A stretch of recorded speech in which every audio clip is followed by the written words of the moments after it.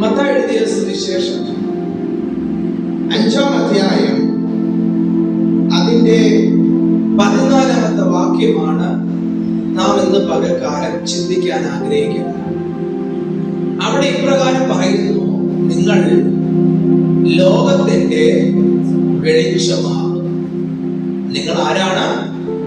ലോകത്തിന്റെ വെളിച്ചമാണ്.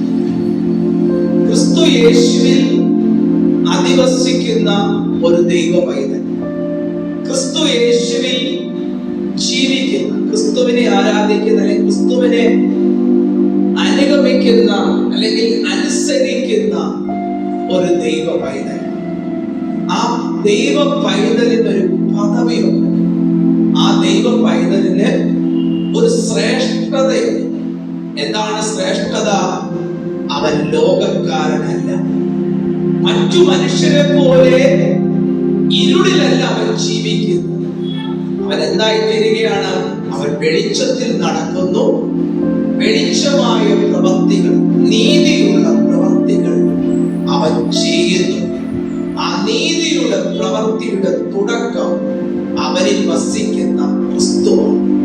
അപ്പൊ യേശു ഒരുവനിൽ വസിക്കുമ്പോൾ, അല്ലെങ്കിൽ യേശു ഒരുവന്റെ ജീവിതത്തിൽ വരുമ്പോൾ അവൻ എന്തായി തീരുകയാണ്?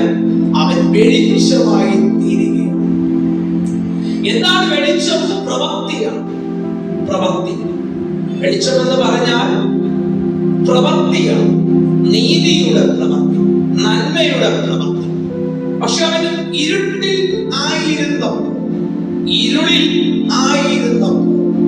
അവന്റെ മേൽ എന്താണ്? ഇരുളിന്റെ പ്രവൃത്തികളാണ് പ്രവർത്തിച്ചു കൊണ്ടിരുന്നത്.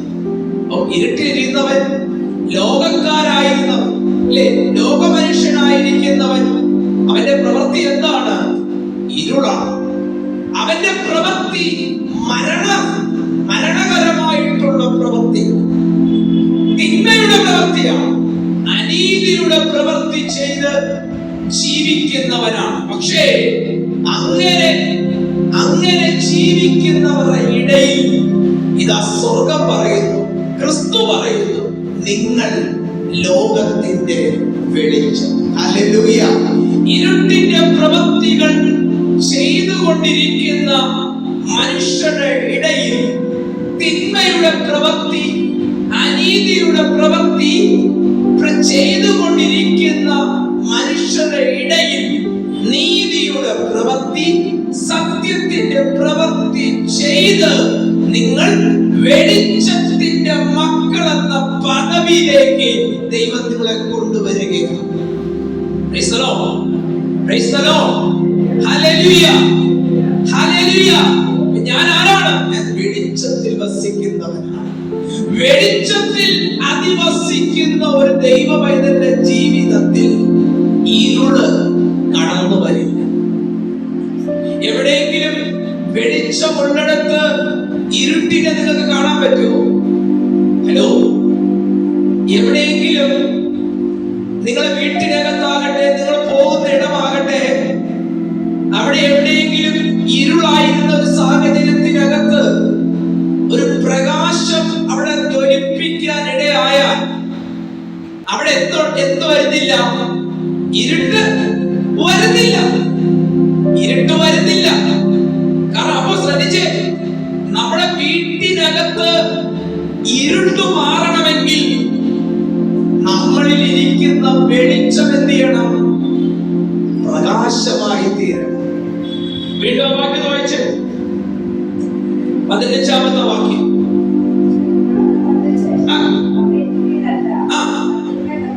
അപ്പൊ കർത്താവ് പറയാണ്, കത്തിക്കുക. നിങ്ങൾ ആരെ കത്തിച്ചേ? നിങ്ങൾ എങ്ങനെയാ വെളിച്ചമുള്ളതായി തീർന്നത്? യേശു കർത്താവ് ഇങ്ങനെ പറയുന്നു, ഞാൻ ലോകത്തിന്റെ വെളിച്ചമാകുന്നു. കർത്താവ് ആദ്യം പറയുന്നു, ഞാൻ ആരാണ്? ഞാൻ ഈ ലോകത്തിന്റെ വെളിച്ചമാകുന്നു. അതേ കർത്താവ് വീണ്ടും പറയുന്നു, എന്നെ വിശ്വസിക്കുന്നവൻ അവൻ ലോകത്തിന്റെ വെളിച്ചമാണ്. അപ്പൊ ക്രിസ്തുവിലുള്ള വെളിച്ചം ആരിലേക്ക് വന്നു?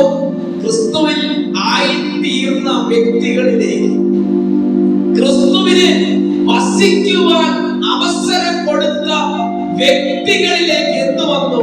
വെളിച്ചം കടന്നു വന്നു. വെളിച്ചം കടന്നു വന്നു. ഇരുളിലിരുന്നവൻ വെളിച്ചത്തിലേക്ക് വരാനിടയായി.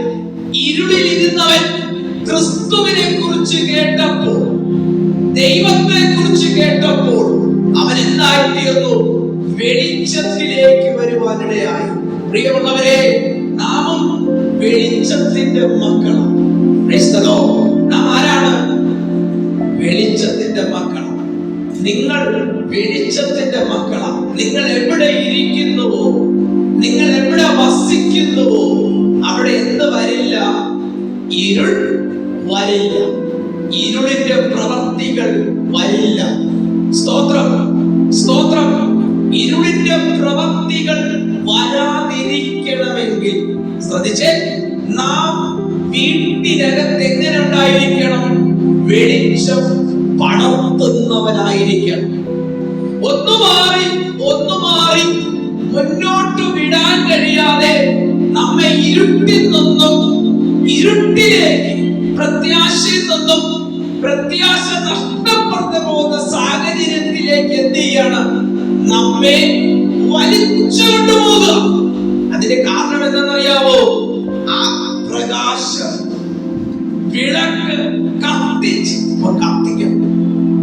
ഹലോ, നിന്നിലെ വെളിച്ചം കത്തണം. നമ്മുടെ വീട്ടിനകത്ത് ഞാൻ പറഞ്ഞല്ലോ, വെളിച്ചമുള്ളിടത്ത് എന്തില്ല മാമേ? ഇരുളില്ല. വെളിച്ചമുള്ളിടത്ത് ഇരുളിന് വരാൻ കഴിയില്ല. ഒന്നുകൂടി പറഞ്ഞാൽ, വെളിച്ചം ഇരുളിനെ കീഴ്പ്പെടുത്തുന്നു. മർമ്മം, ക്രിസ്തുവാകുന്ന വെളിച്ചം ഇരുളാകുന്ന പിശാചിനെ കീഴ്പ്പെടുത്തുന്നു.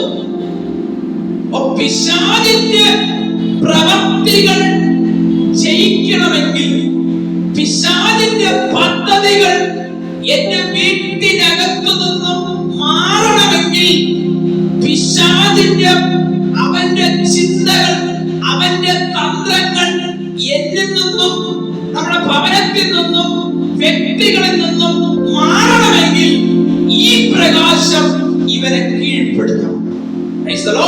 ഈ ക്രിസ്തുവിനെ കൊണ്ട് മാത്രമേ കഴിയത്തുള്ളൂ. ശ്രദ്ധിച്ചേ, ക്രിസ്തുവിനെ കൊണ്ട് മാത്രമേ കഴിയത്തുള്ളൂ. ക്രിസ്തു വരാത്തത് കൊണ്ടാണ്, വെളിച്ചം വരാത്തത് കൊണ്ടാണ് ഇവൻ നമ്മെ എന്ത് ചെയ്യാം? അടിമയാക്കി വെക്കുന്നത്. ഒരു കാര്യം ശ്രദ്ധിക്കുക, എന്തുകൊണ്ടാണ് പ്രാർത്ഥിച്ചിട്ടും എനിക്കൊരു മഹത്വം കാണാൻ പറ്റാത്തത്? പ്രാർത്ഥിച്ചിട്ടും എനിക്കൊരു പ്രവൃത്തി എനിക്ക് അനുഭവിക്കാൻ കഴിയാത്തത്? എന്റെ കുറവാണോ? അപ്പം ശ്രദ്ധിച്ചേ, കുറവല്ല. ശ്രദ്ധിച്ചേ, ക്രിസ്തു വേണ്ട വിധത്തിൽ നിന്നിൽ കത്താത്തത് കൊണ്ടാണ്. വീണ്ടും വായിച്ച മനസ്സിലാക്കുന്നുണ്ടോ? വിളക്ക് കത്തിച്ച്, അപ്പൊ കത്തിക്കണം. ആരെ കത്തിക്കണ്ടേ? നിന്നെ കത്തിക്കണം. നിന്നെ വെളിച്ചമുള്ളതാക്കി തീർക്കണം. പിശാചിന്റെ കണ്ണുകളിൽ നാം ആരായി തീരണം? വെളിച്ചമുള്ളവരായി തീരണം.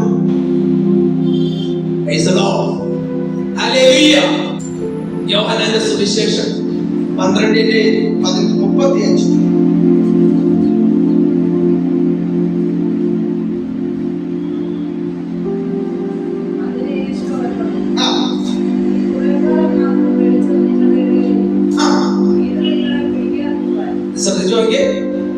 ഇരുൾ നിങ്ങളെ പിടിക്കാതിരിക്കാൻ നിങ്ങൾക്ക് വെളിച്ചം ഉള്ളിടത്തോളം നടന്നുകൊള്ളുവിൻ. ശ്രദ്ധിച്ചേ, വേട് ക്ലിയർ ആണോ? ഇരുൾ നിങ്ങളെ പിടിക്കാതിരിക്കാൻ. നീ വെളിച്ചത്തിൽ വരാതിരുന്നാൽ ആര് നിന്നെ പിടിക്കും? ക്രിസ്തുവിൽ നിന്നും അകന്നു മാറിയാൽ ആര് നമ്മെ പിടിക്കും? ആരെ പിടിക്കുന്ന?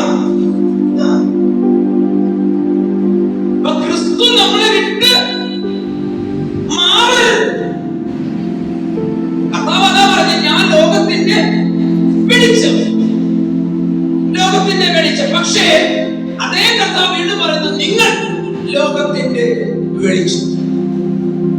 അപ്പൊ വെളിച്ചം എല്ലാവരും പ്രകാശിക്കുന്നില്ല. ക്രിസ്തുവിൽ ആരാണോ ആയിത്തീരുന്നത്, യേശുവിൽ ആരാണോ ആയിത്തീരുന്നത്, അവന് എന്ത് പ്രകാശിക്കും? ഹലോ ഹലോ എന്തുകൂടി ആഴമായി പറഞ്ഞ, യേശു നമ്മളിൽ വസിക്കുന്നത് വരെയും നമ്മെ ആര് പിടിക്കുമെന്നാ പറഞ്ഞേ? വിശ്വാസം. നമ്മളെ ആര് കൺട്രോൾ ചെയ്യും? വിശ്വാസം.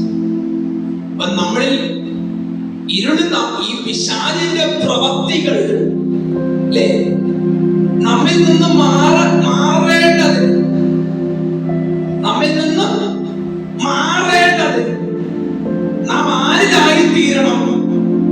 ക്രിസ്തുവിനായിത്തീരണം.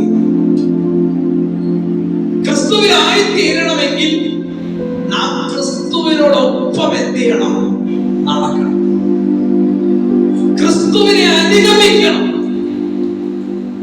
ഇവൻ നമ്മെ വിട്ടു പോകാത്തതിന്റെ കാരണം എന്താണ്? നമ്മുടെ പ്രവൃത്തിയാണ്. ഹലോ,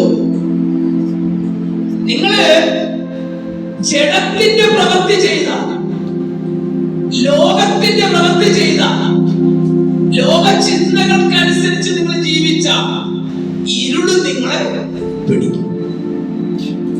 നിങ്ങൾ ദൈവത്തിന്റെ ഇഷ്ടം ചെയ്ത, ദൈവഹിതപ്രകാരം ജീവിച്ച, ആത്മീയമായി നിങ്ങൾ വളർന്നു വന്നാൽ ക്രിസ്തു നിങ്ങളെ പിടിക്കും.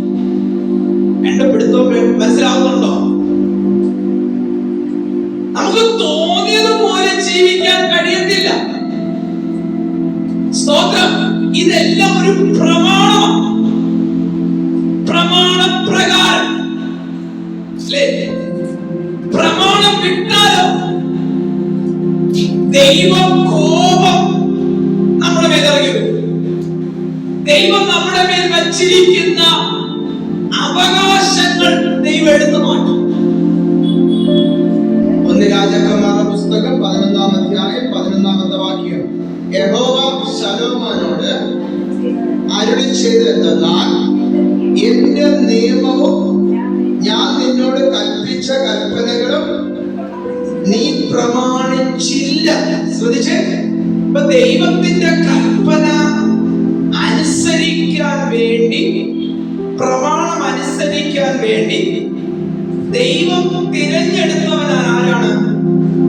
ശലോമോൻ. ശ്രദ്ധിച്ചേ, ശലോമോൻ ദൈവത്തിന്റെ ആലയം പണിയുവാൻ വേണ്ടി. പക്ഷേ ദൈവത്തിന്റെ പദ്ധതികൾ എന്ത് ചെയ്യാണ്? മുടങ്ങുകയാണ്. ദൈവം ആഗ്രഹിച്ചതൊന്ന്, ഇവൻ പ്രവർത്തിച്ചത് മറ്റൊന്ന്. ഇവൻ വെളിച്ചമായിരിക്കാനാണ് ദൈവം ആഗ്രഹിച്ചത്. ഇവൻ ജാതികൾക്ക് പ്രകാശമായിരിക്കാൻ, ദൈവത്തിന്റെ ഇഷ്ടം ജാതികൾക്കിടയിൽ ദൈവ ഇഷ്ടം ചെയ്യുവാൻ വേണ്ടിയാണ് ശലോമോനെ ദൈവം തെരഞ്ഞെടുത്തത്. അപ്പനായ ദാവീദിനെ സ്നേഹിച്ചതുപോലെ ശലോമോനെ എന്ത് ചെയ്തു?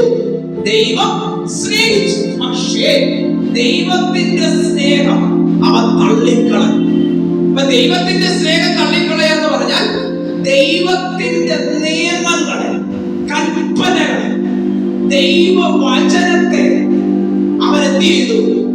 തള്ളിക്കളഞ്ഞു, ഉപേക്ഷിച്ചു. പാപമെന്ന് മനസ്സിലാക്കിയിട്ട് അവൻ പാപത്തിന് എന്ത് ചെയ്തു? കൂട്ടുന്നു. സ്തോത്രം. ദൈവത്തിന്റെ ഹൃദയത്തിനനുസരിച്ച് ജീവിക്കേണ്ട ശലോമോൻ ജാതീയ സ്ത്രീകൾക്കനുസരിച്ച് നിൽക്കാൻ തുടങ്ങി. മനസ്സിലായ? ദൈവത്തെ വെളിപ്പെടുത്തേണ്ടവൻ, ദൈവമാണ് അവനെ ഉയർത്തിയത്, ദൈവമാണ് അവനെ തെരഞ്ഞെടുത്തത്. ദൈവത്തിന്റെ പ്രമാണപ്രകാരം നിൽക്കേണ്ട, ഉപേക്ഷിക്കേണ്ട അല്ലെങ്കിൽ മാറ്റി നിർത്തേണ്ട ദൈവത്തിന് വിരോധമായി നിൽക്കുന്ന ജാതിക സേവശക്തികളെ മാറ്റി നിർത്തേണ്ടതിന് പകരം ശലോമോൻ ചേർത്ത് പിടിച്ചു. എന്ന് പറഞ്ഞാൽ ദൈവത്തിന് എതിരായി വിഗ്രഹങ്ങളെ അവൻ ഉണ്ടാക്കി. വീണ്ടും വായിച്ചേണ്ട വാക്യം 11:7 വാക്യം. 4 മുതൽ വായിച്ചു. 3 മുതൽ 11:3 വാക്യം.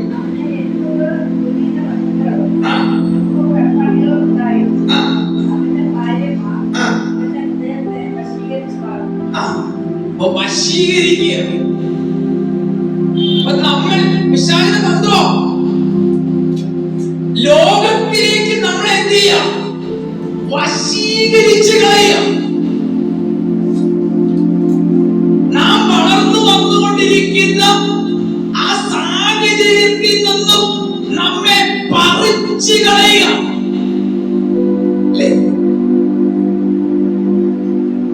ദൈവരാജ്യത്തെ മറയ്ക്കുന്ന എന്തുകൊണ്ടാ? ലോകമുണ്ടാ. ക്രിസ്തുവിനെ മറയ്ക്കുന്ന എന്തുകൊണ്ടാ? ലോകമുണ്ടാ. സുവിശേഷത്തെ മറയ്ക്കുന്ന എന്തുകൊണ്ടാ? സുവിശേഷമുണ്ടാ. നമ്മെ വശീകരിച്ച് കളയുമോ?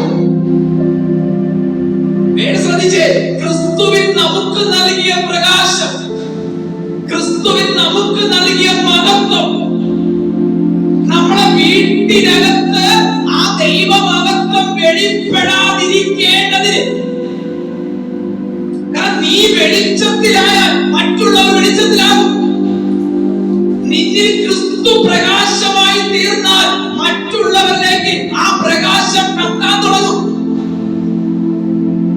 നീ പ്രാർത്ഥിക്കുന്നതാണെങ്കിൽ നിന്റെ പ്രാർത്ഥനാ ജീവിതത്തെ തകർത്ത് കളയുന്ന ആധിപത്യ ശക്തികൾ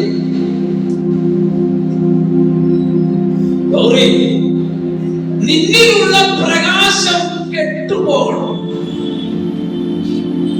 ഈ ലോകം ആഗ്രഹിക്കുന്നത് എന്തിനാണ്? ഇരുൾ നിന്നെ പിടിക്കാതിരിക്കേണ്ടത്.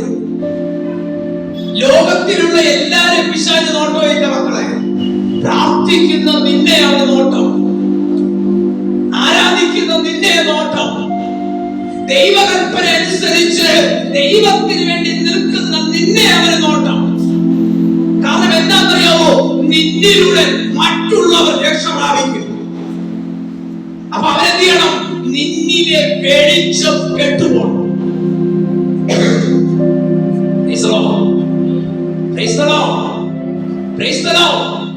ശലോമോൻ എന്ത് ചെയ്തു? വശീകരിച്ചു ഹൃദയം. വായിച്ചാട്ടെ. അവന്റെ ഹൃദയത്തെ വശീകരിച്ചു. ഹൃദയത്തിനകത്ത് എന്തുകൊണ്ടിട്ടു? ജാതീകമായ ചിന്തകൾ. ദൈവവചനത്തിൽ നിൽക്കുന്ന ഒരുവനെ ദൈവവചനത്തിൽ നിന്ന് തള്ളിക്കളയുന്നതിനെയാണ്. ദൈവവചനം കൊണ്ട് അവർ വരുന്നത് നിന്നെ തെറ്റിക്കാൻ നിന്റെ കയ്യിൽ എന്തുണ്ടോ അതേപോലെ ആയുധം കൊണ്ടാണ് വരുന്നത്.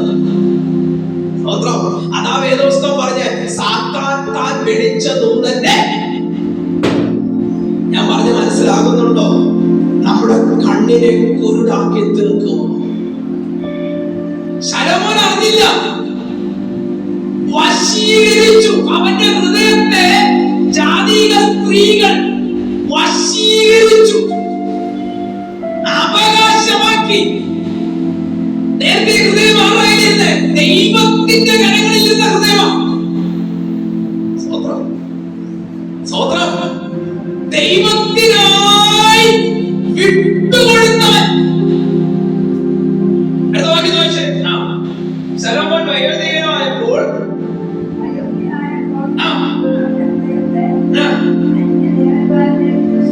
വയോധികൻ ബലം കുറയുക. ബലം കുറയുക. ആത്മീയതയ്ക്ക് ബലം കുറയും. ശക്തമായി പ്രാർത്ഥിച്ചുകൊണ്ടിരുന്നവർ ഇപ്പോൾ പ്രാർത്ഥിക്കാൻ കഴിയുന്നില്ല. ശക്തമായി ആരാധിച്ചുകൊണ്ടിരുന്ന വ്യക്തിയായിരുന്നു, ഇപ്പൊ ആരാധിക്കാൻ പറ്റുന്നില്ല. വയോധികൻ നിന്റെ ആരാധനയ്ക്ക് ബലം കുറയുന്നു. പ്രത്യാശയോടെ നടന്നവളായിരുന്നു. മരണം കൺമുമ്പിൽ വന്നിട്ടും പതറാതെ നിന്നവൾ ഇപ്പോൾ ചെറിയ രോഗം വരുമ്പോ ഭയപ്പെടുന്നു. വയോധികൻ ബലം കുറയുക, വിശ്വാസത്തിന്റെ ബലം കുറഞ്ഞുകൊണ്ടിരിക്കുക. ആദ്യമ നാളുകളിൽ ഇറങ്ങിത്തിരിക്കുമ്പോൾ മണിക്കൂറോളം ദൈവസന്നിധിയിൽ അന്യഭാഷകളിൽ പറഞ്ഞ് ആരാധിച്ചു കൊണ്ടിരുന്നവർ, മക്കൾക്ക് വേണ്ടി കരഞ്ഞുകൊണ്ടിരുന്നവർ, ഇന്ന് ടൈമില്ല. നിന്നിലെ ബലം കുറയുമ്പോൾ ശ്രദ്ധിച്ചോ, നിന്നെ വശീകരിക്കുവാൻ, നിന്നെ തെറ്റിച്ച് കളയുവാൻ ഇരുൾ നിന്റെ പുറകിലുണ്ട്. അതുകൊണ്ട് ക്രിസ്തു പറഞ്ഞത് ഇരുൾ നിന്നെ പിടിക്കാതിരിപ്പാൻ, ഇരുൾ നിന്നെ നശിപ്പിച്ച് കളയാതിരിപ്പാൻ. ഒറ്റ രക്ഷയുള്ളൂ, നീ ആ ദേശത്ത് വളരരുത്, നീ ആ ദേശത്ത് പാർക്കരുത്. ഇപ്പൊ അവൻ മാറി നിൽക്കുന്നതിന്റെ കാരണം എന്താണ്? നിന്റെ പ്രാർത്ഥന, നിന്റെ വിശ്വാസമാ. ആ വിശ്വാസത്തിന്റെ ബലം ക്ഷയിച്ച, ആ വിശ്വാസത്തിന്റെ ബലം കുറഞ്ഞാൽ നിന്നെ അവൻ തളർത്തും. ശ്രദ്ധിച്ചേ, ദൈവത്തോടൊപ്പം നമ്മൾ നടക്കുക, പക്ഷെ ദൈവത്തോട് നമ്മൾ അടുപ്പിക്കുന്നില്ല. വീണ്ടും വായിച്ചാ വാക്യം, വയോധികനായപ്പോൾ അതാ വാക്യം.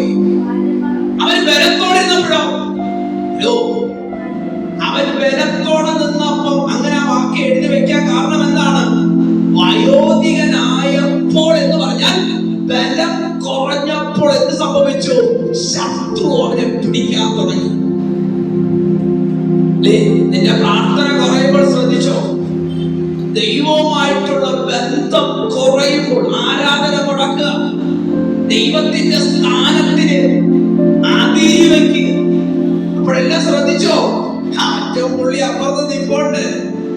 യേശു കർത്താവ് എന്താ പറഞ്ഞേ? ഞാൻ ലോകത്തിന്റെ വെളിച്ചമാണ്. നിങ്ങളാരാ? നിങ്ങളും ലോകത്തിന്റെ വെളിച്ചമാണ്. ഈ വെളിച്ചം കെട്ടുപോകാതിരിക്കേണ്ടതിന്, ഇരുൾ നിങ്ങൾ പിടിക്കാതിരിക്കേണ്ടതിന് വെളിച്ചത്തിൽ നടന്നുകൊള്ളുവിൻ എന്ന് പറഞ്ഞാൽ ആത്മീയത്തിൽ ബലം കുറയരുത്.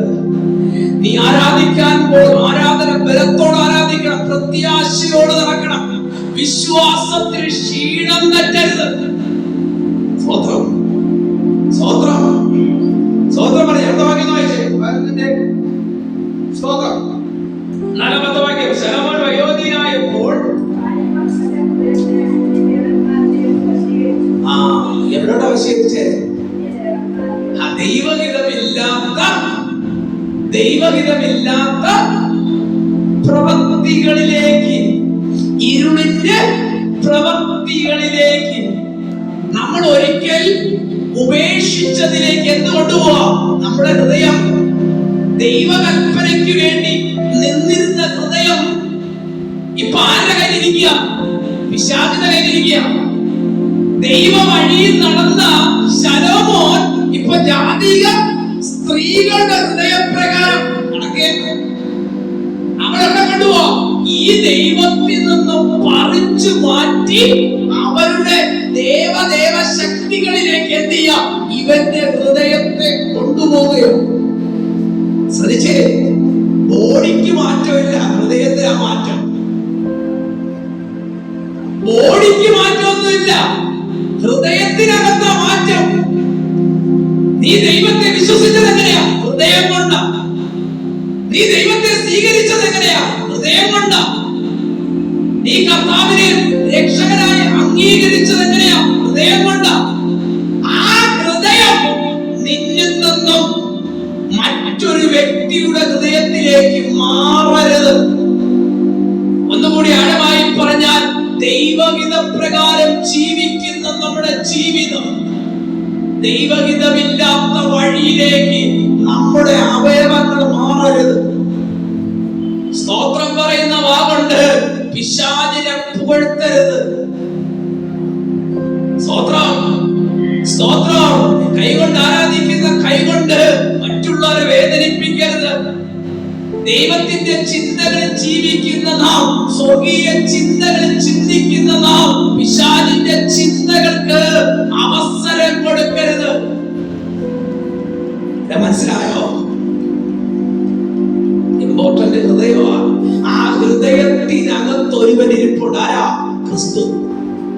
ഹൃദയത്തെ തിരിച്ചെങ്കിലേ, ജാതിക ദേവശക്തിയിലേക്ക് ഇവന്റെ ഹൃദയം തിരിഞ്ഞെങ്കിലേ ഇവനിൽ ഇരിക്കുന്ന യഹോവയുടെ സാന്നിധ്യം ഇവനെ വിട്ടു പോകത്തുള്ളൂ. ഇന്ന് പകൽക്കാലം ഒരു ദൂത് പറയാം. നമ്മെ സദാകാലവും വീക്ഷിച്ചു കൊണ്ടിരിക്കുന്ന ഒരു പിശാചുമുണ്ട്, ഒരു ദൈവവും. നമ്മെ തെറ്റിച്ച് കളയുവാൻ, നമ്മെ തെറ്റിച്ച് തന്ത്രങ്ങളിലൂടെ മെനഞ്ഞ് നമ്മെ വീണ്ടും ഇരുട്ടിലേക്ക്, വെളിച്ചത്തിലേക്ക് നമ്മെ കൊണ്ടുവന്ന ക്രിസ്തുവിൽ നിന്നും അകറ്റി വീണ്ടും നമ്മെ ഇരുട്ടിലേക്ക് തള്ളിക്കളയാൻ ശ്രമിച്ചു കൊണ്ടിരിക്കുന്ന ഒരു ഇരുണ്ട ലോകത്തെ മക്കളെ നാം പാർത്തുകൊണ്ടിരിക്കുന്നത്. അതുകൊണ്ട് വേദപുസ്തകം ഇങ്ങനെ പറഞ്ഞത്, നിൽക്കുന്നവൻ വീഴാതിരിപ്പാൻ. എന്തെങ്കിലും പുകഴ്ചയുണ്ടോ? ജ്ഞാനികളിൽ ജ്ഞാനിയാണ് ശലോമോൻ. ആ ശലോമോനെയാണ് പിശാച് തെറ്റിച്ചത്. നിങ്ങൾക്ക് അവിടെ പിശാചിനെ കാണാൻ പറ്റുന്നില്ല, വ്യക്തികളെ കാണാൻ പറ്റുന്നേ അല്ലേ? പണ്ടിട്ട് വായിച്ചേണ്ട വാക്യം.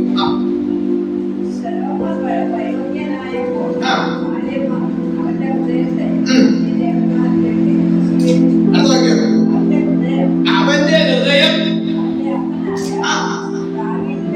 ദാവീദിന്റെ ഹൃദയം പോലെ ഏകാഗ്രഹമായിരുന്നില്ല.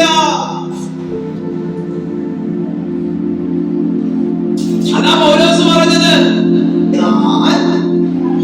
സർപ്പം ഹവ്വായെ ഉപായത്താൽ ചതിച്ചതുപോലെ നിങ്ങളുടെ മനസ്സ് ക്രിസ്തുവിനോടുകൂടെയുള്ള ഏകാഗ്രതയെ വിട്ട്, മനസ്സിലായോ,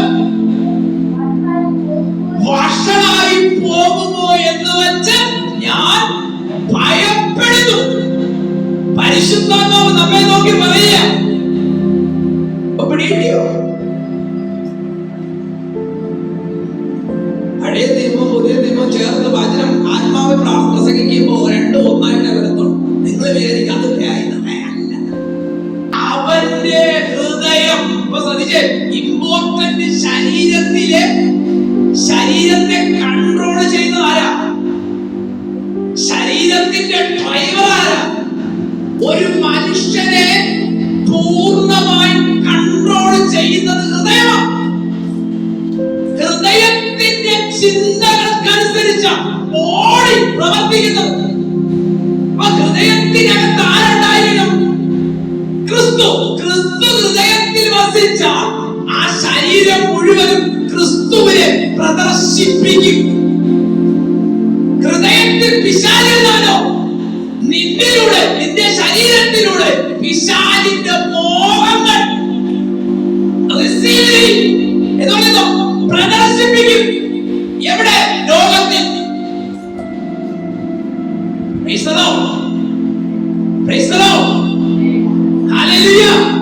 അപ്പൊ നമ്മുടെ ഹൃദയത്തെയാണ് നോക്കുന്നത്. ഹൃദയത്തിനകത്തെ ചിന്തകൾ മറക്കല്ലേ. ബാക്കി ക്ലിയർ ആണോ? ഏകാഗ്രത, ദൈവവുമായിട്ടുള്ള ഏകാഗ്രത ബന്ധം. അതിനൊരു മർമ്മം ഞാൻ പറയാം. ദൈവത്തെക്കാൾ ഉപരി നീ എന്തിനെ സ്നേഹിക്കുന്നുവോ അത് ദൈവത്തിൽ നിന്ന് നിന്നെ അകറ്റിക്കളയും. ഇപ്പൊ പിടിയിട്ട് ഞാൻ പറഞ്ഞേ, ദൈവത്തെക്കാൾ ഉപരി ഒന്നിനെ സ്നേഹിക്കേണ്ടതല്ല പറഞ്ഞത്, ദൈവത്തെക്കാൾ ഉപരി നീ ഒരിടത്തെ ഇമ്പോർട്ടന്റ് കൊടുത്താൽ, ഒരു കാര്യത്തെ, ഒരു വ്യക്തിയെ വെച്ചാൽ അത് വിഗ്രഹാരാധനയാണ്. Praise the Lord. Praise the Lord. എന്തുമാകട്ടെ, എന്തും മക്കൾ, ഭർത്താവ്, വീട്, ധനം, ചിന്ത, നിന്റെ കണ്ണ്, നിന്റെ അവയവങ്ങൾ, നിന്റെ ആഗ്രഹങ്ങൾ, നിന്റെ പണം, നിന്റെ മോഹം, നിന്റെ ചിന്ത, എന്തുമാകട്ടെ, അതിന് ദൈവത്തെക്കാൾ നിന്റെ സൗന്ദര്യം, നിന്റെ ആരോഗ്യം, അതെന്താണെന്നറിയോ? അത് നിന്റെ ഹൃദയത്തെ തെറ്റിക്കും. ശലോമോൻ അതാ പറഞ്ഞത്. വായിച്ചാട്ടെ. അവന്റെ ഹൃദയം അവന്റെ അപ്പനായ ദാവീദിന്റെ ഹൃദയം പോലെ തന്റെ ദൈവമായ യഹോവേ ഏകാഗ്രതമായിരുന്നില്ല. പുതിയ നിയമത്തിൽ വന്ന് നോക്കിക്കേ, പൗലോസ് എന്താ പറയുന്നത്? സർപ്പം ഹവ്വായെ ഉപായത്താൽ ചതിച്ചതുപോലെ. ശ്രദ്ധിച്ചേ, ഏകാഗ്രത വിട്ടുമാറുന്നതിന്റെ മർമ്മം ചതിക്കുക. നിന്നിലെ വെളിച്ചം കെട്ടുപോകണമെങ്കിൽ നിന്നെ ചതിക്കണം. ചതിക്കുന്ന ഒരു ലോകത്താ മക്കളെ നമ്മളായിരിക്കുന്നത്. ഒറിജിനൽ ഒന്നുമില്ലാത്ത ഒരു ലോകത്താണ് നമ്മളായിരിക്കുന്നത്. നിലനിൽക്കുന്നതൊന്നും ഇല്ലാത്ത ഒരു ലോകത്താണ് നമ്മളായിരിക്കുന്നത്. പക്ഷേ ചതിക്കാത്ത ഒരുവൻ, ഉറപ്പുള്ള ഒരുവൻ, അതാണ് നമ്മുടെ കർത്താവായ യേശു കർത്താവ്. പറഞ്ഞാൽ, വാക്കു പറഞ്ഞാൽ മാറാത്ത ഒരുവനുണ്ടെങ്കിൽ അതെന്റെ അപ്പനായ ക്രിസ്തുവാണ്. സ്തോത്രം, സ്തോത്രം. അതുകൊണ്ട് പൗലോസ് പറഞ്ഞത്, നിങ്ങൾ ക്രിസ്തുവിനെ വിട്ടു മാറുമെന്ന്, പ്രകാശത്തിൽ നിന്നും മാറിപ്പോകുമെന്ന്, ഈ വെളിച്ചത്തിൽ നിന്നും ലോകമാകുന്ന ഇരുട്ടിലേക്ക് നിങ്ങൾ മാറിപ്പോകുമെന്ന് ഞാൻ ഭയപ്പെടുന്നു. ഏകാഗ്രത വിട്ട് ചതിച്ചതുപോലെ നിങ്ങളുടെ മനസ്സ് ക്രിസ്തുവിനോടുള്ള ഏകാഗ്രതയും നിർമ്മലതയും വിട്ട്.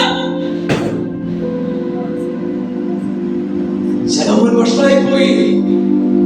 ശലോമോന്റെ ഹൃദയത്തിൽ എന്ത് കയറി? അശ്രദ്ധം കയറി. ദൈവത്തിന്റെ സ്ഥാനത്ത് ജാതിക ദേവനെ സേവിക്കുന്ന സ്ത്രീകൾ കയറി. ദൈവത്തിന്റെ പ്രമാണം ഇരുന്നെടുത്ത് സ്ത്രീകളുടെ വാക്കുകൾ കയറി. ദൈവഹിതമുള്ള പ്രവൃത്തി ചെയ്തുകൊണ്ടിരുന്ന ശലോമോൻ ദൈവഹിതമില്ലാത്ത പ്രവൃത്തി ചെയ്യാൻ തുടങ്ങി. യെരൂശലേമിന്റെ ദേവാലയത്തിന് എതിരെ അവൻ ദേവശക്തിക്ക് ക്ഷേത്രം പണിതു എന്ന് പറഞ്ഞാൽ ദൈവത്തിന് എതിരായി അവൻ ജീവിച്ചു. വായിച്ച വാക്യം വീണ്ടും വായിച്ചാട്ടെ. അതിന്റെ 11-ന്റെ 5-ാമത്തെ വാക്യം വായിച്ചേ. 7-ാമത്തെ വാക്യം വായിച്ചു.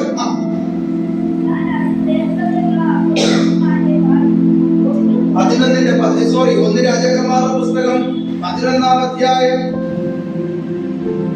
6-ാമത്തെ വാക്യം വായിച്ചോ. 5 മുതൽ വായിച്ചോ. 5 മുതൽ വായിച്ചോ.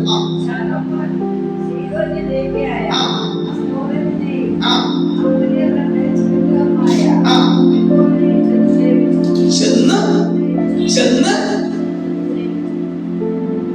എങ്ങനെ ചെന്നു നമ്മൾ വിട്ടത്, നമ്മൾ തേടിപ്പോയി. നമ്മൾ ഉപേക്ഷിച്ച സ്വഭാവം നമ്മൾ തേടിപ്പോയി. ഉപേക്ഷിക്കേണ്ട സ്ഥാനം ഉപേക്ഷിക്കണം. നീ ഉപേക്ഷിക്കാതെ നിന്റെ സ്വഭാവം നിന്നെ വിട്ടുപോകില്ല. തേടിപ്പോയി അതിനെ സേവിച്ചു. കാരണം എന്താണ്? ദൈവത്തിന് കൊടുക്കേണ്ട സ്ഥാനത്തേക്കാൾ ഉപരി തന്റെ അപ്പനായ ദാവീദിനെ പോലെ യഹോവയെ പൂർണ്ണമായി അനുസരിക്കാതെ. എന്താ പറ്റിയത്? ഇതിനെല്ലാത്തിനും കാരണം എന്താ? അനുസരിക്കേണ്ട ഇവൻ അനുസരണ വിട്ടു.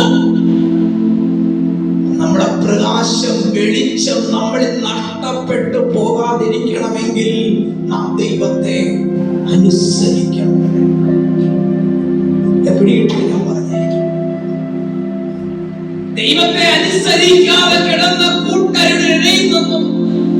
ദൈവം ആരെന്നറിയാത്തവർ ലോകക്കാരുടെ ഇടയിൽ നിന്നും ദൈവം ആരെന്ന് തെളിയിച്ച് നമ്മെ ദൈവം തെരഞ്ഞെടുത്തു. ആ ദൈവത്തെ അനുസരിക്കാനാ ദൈവം നമ്മളെ തെരഞ്ഞെടുത്തത്. ദൈവത്തെ അനുസരിക്കേണ്ടവൻ ദൈവത്തെ അനുസരിക്കാതിരുന്നപ്പോൾ അവന്റെ ഹൃദയം അനിഷ്ടമായ പ്രവർത്തികൾക്ക് തിരിഞ്ഞു. വാക്യം വീണ്ടും വായിച്ചാണ്.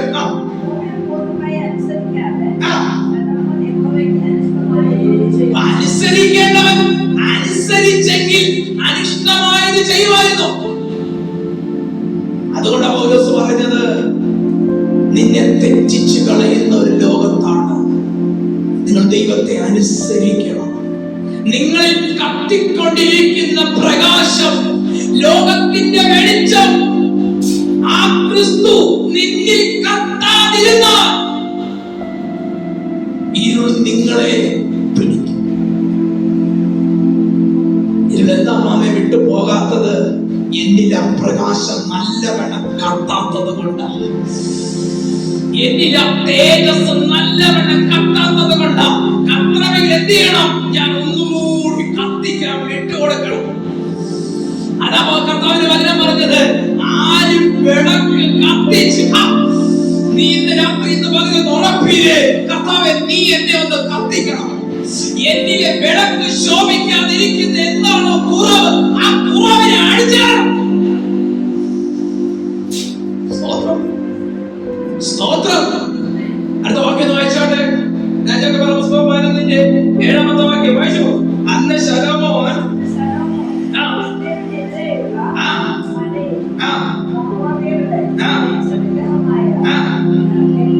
എമോസിനെയും അമ്മോന്യരുടെ വേഴ്ച വിഗ്രഹമായ മെലേക്കിനെയും ഓരോ പൂജാഗിരികൾ പാണു.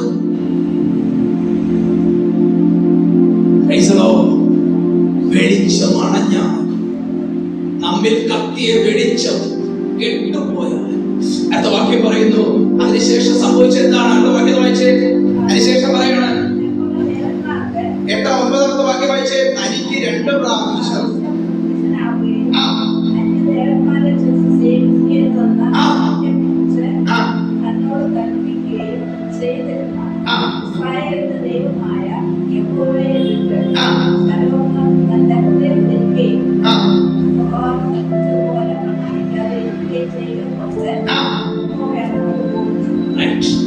ദൈവം പറഞ്ഞു, മക്കളെ നീ ഉപേക്ഷിക്കേ, നീ ഇനി അങ്ങനെ പറയരുത്, നീ ഇനി അങ്ങനെ പോകരുത്. ക്ഷേത്രം പണിതു. എന്നിട്ട് ദൈവം അവന്റെ മുമ്പിൽ എന്ത് ചെയ്യുന്നു? ഇറങ്ങി വന്നു. എന്നിട്ട് എന്തോ പറഞ്ഞേ? നീ ഇനി മടങ്ങി വാ, ഞാൻ നിന്നെ ചേർത്ത് പിടിച്ചുകൊള്ളാം. പക്ഷേ ദൈവത്തിന്റെ കൽപ്പനയ്ക്ക് അണുപിഴ തെറ്റാണ് അവൻ എതിരായത്.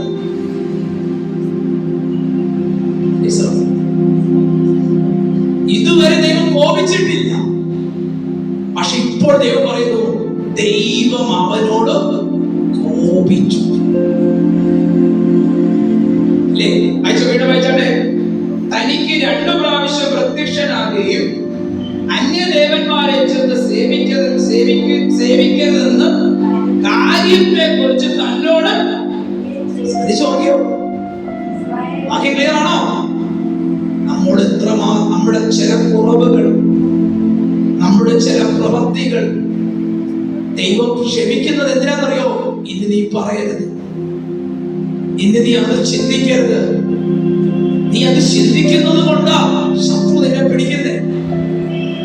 ദൈവഹിതമില്ലാത്തത് നീ പറയരുത്, ദൈവഹിതമില്ലാത്ത വഴി നടക്കരുത്. നീ നടക്കുന്നത് കൊണ്ടാ ഇരുൾ നിന്നെ പിടിക്കുന്നത്. അപ്പൊ നീ എന്ത് ചെയ്യണം? ദൈവഹിതമില്ലാത്ത ചിന്തകൾ വിട്ടുകളെ, ദൈവഹിതമില്ലാത്ത വഴികൾ ഉപേക്ഷിക്ക്. നീ എന്റെ അടുത്തേക്ക് മടങ്ങുക, എനിക്ക് നിന്നെ വേണം എന്ന് ശലോമോനോട് പറയുന്നത് പോലെ പരിശുദ്ധാത്മാവ് നമ്മളോട് പറയാം. ദൈവത്തെ വിട്ടു മാറാൻ നാം ഇടയാകരുത്. ദൈവം നമ്മെ തള്ളിക്കളയരുത്.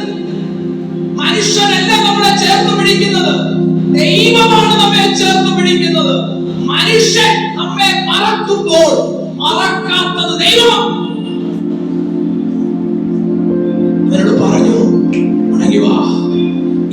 സേവിക്കരുത്. അതാ വാക്യം. മർമ്മം മർമ്മം മർമ്മം. ഇനി നീ അത് പറയരുത്. ഇനി നീ അങ്ങോട്ട് പോകരുത്.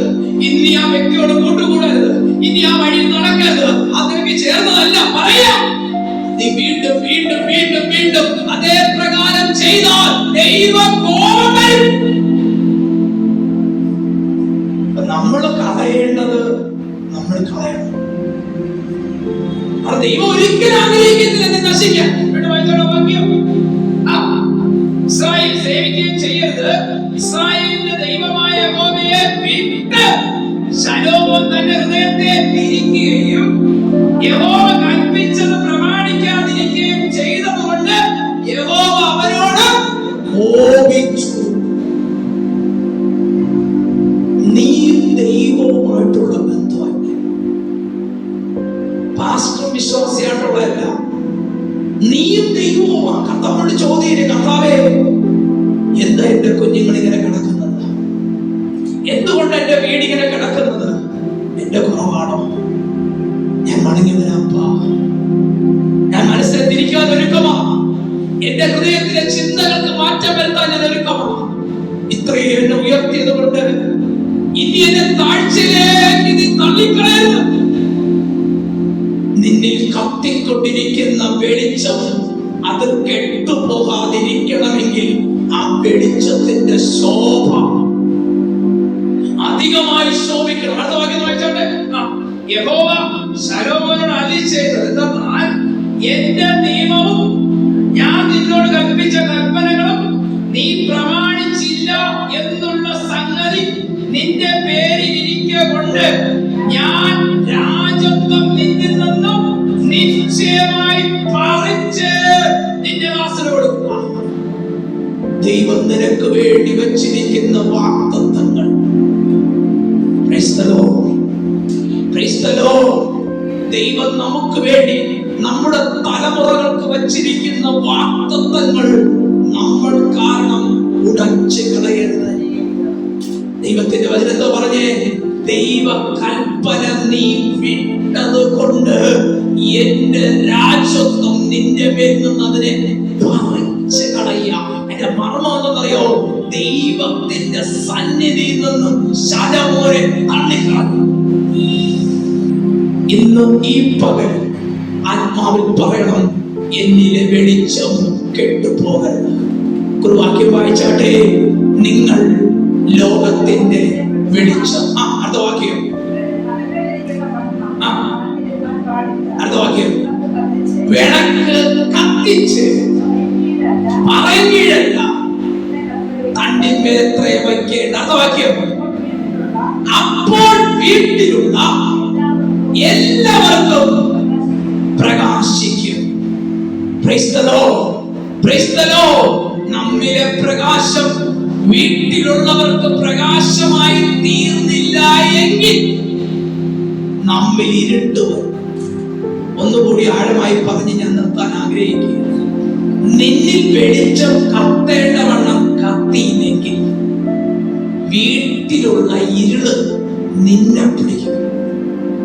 ശ്രദ്ധിച്ചേ, നീ ക്രിസ്തുവിനെ ആരാധിക്കാൻ വന്നു, നീ പ്രാർത്ഥിക്കുന്നവളാ, ദൈവത്തിന്റെ വഴിയിൽ നടക്കാൻ തുടങ്ങി. പക്ഷേ വേണ്ട വിധത്തിൽ നീ നടന്നില്ല എങ്കിൽ, നീ നടക്കേണ്ടവണ്ണം നടക്കാതെ, പ്രാർത്ഥിക്കേണ്ടവണ്ണം പ്രാർത്ഥിക്കാതെ, ആരാധിക്കേണ്ടവണ്ണം ആരാധിക്കാതെ, നിനക്ക് തോന്നിയതുപോലെ നീ ജീവിച്ചാൽ അവരിൽ ഇരിക്കുന്ന ഇരുട്ട് നിന്നെ കീഴ്പ്പെടും.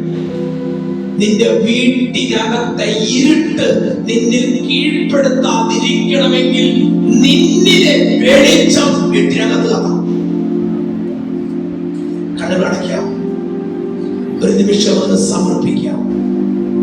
പരിശുദ്ധ പിതാവേ, നിന്നിലെ പ്രകാശം എന്നിൽ